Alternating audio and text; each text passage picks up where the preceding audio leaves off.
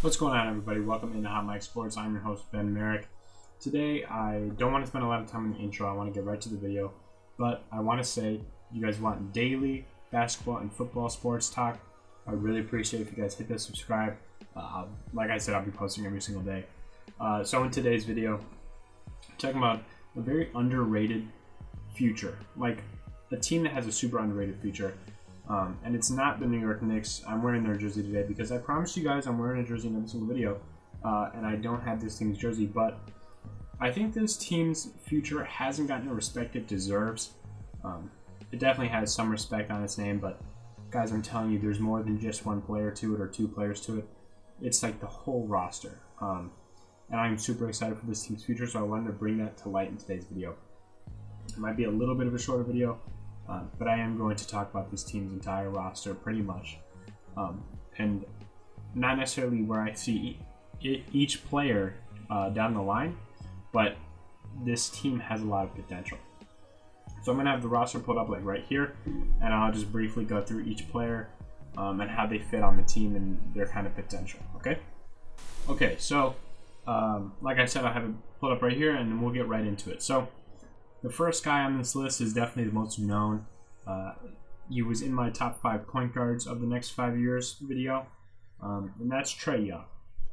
6'1" out of Oklahoma, super duper young. Trae Young will light up the league like Steph Curry did, except he won't be as revolutionary, and he won't be probably as good. But everyone knows about Trae Young, and that's not who I want to get into in this video. What I want to get into in this video is the rest of the team. I think Trae Young and John Collins are really the only ones I get credit, and I think there's so much more to this team. So I'm going to bring these guys into light.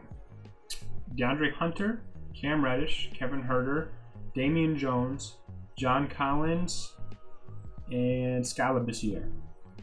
Those guys I want to briefly go over, and I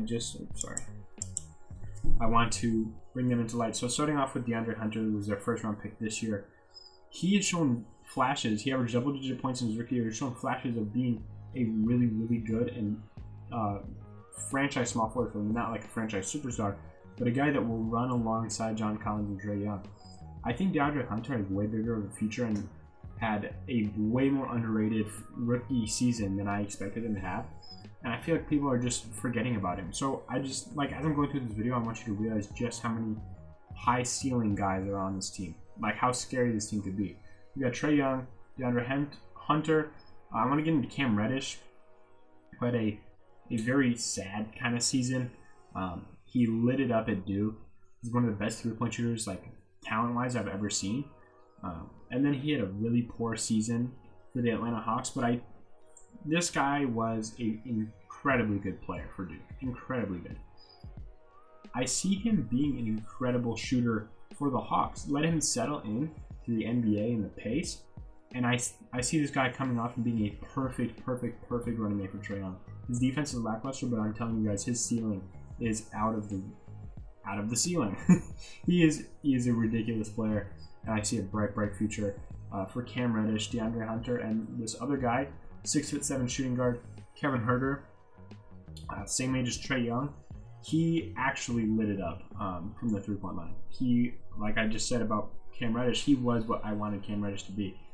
He is like Duncan Robinson, except less appreciated and a little less efficient. Kevin Huerter can shoot it from anywhere at the highest clip. I don't see why people aren't respecting Kevin Huerter the way. Well, it's because he's on the Hawks. Moving on from him, like I said, I'm just briefly getting into these guys. John Collins is the perfect running mate for Trae Young. Deadly lob threat and can stretch the floor like no other power forward in the game.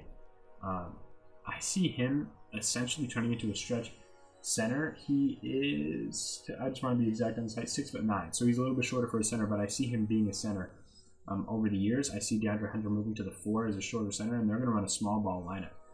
All right, moving on from him, we have Scott Labissiere, okay? And this guy is going to be the most underappreciated guy on this list, and people are going to look over him. People are going to look over him. With Scott Labissiere, he's the older guy on this list. He's about 24, and he's had a really tough career so far. He also played for Duke. I loved him at Duke. I absolutely loved him. And I seriously think I'm not saying this guy could be a starting player. I'm saying he could be a 6 or 7 in this Atlanta Hawks team that will make the playoffs some year. Skal Labissiere is super underappreciated, has a post game, and is a really good defender for where I want him to be, like at that 6th man or 7th or 8th role guy. He's going to be a super solid backup. Keep in mind, this team still has Clint Capella under contract. They have veterans like Jeff Teague, Dwayne Dedmon, and Vince Carter just retired, but guys, they got guys like Bruno Fernando and Damian Jones, like even DeAndre Bembry. Like, those guys are really good pieces going forward. This team, if they can keep them together, will grow as a whole, and I expect them to be a playoff team for a lot of years in a row, as long as they can hold this core together. So I just wanted to bring together that underappreciated core and put more respect on their names. Subscribe for more daily content, and I'll see you guys in the next one. Peace.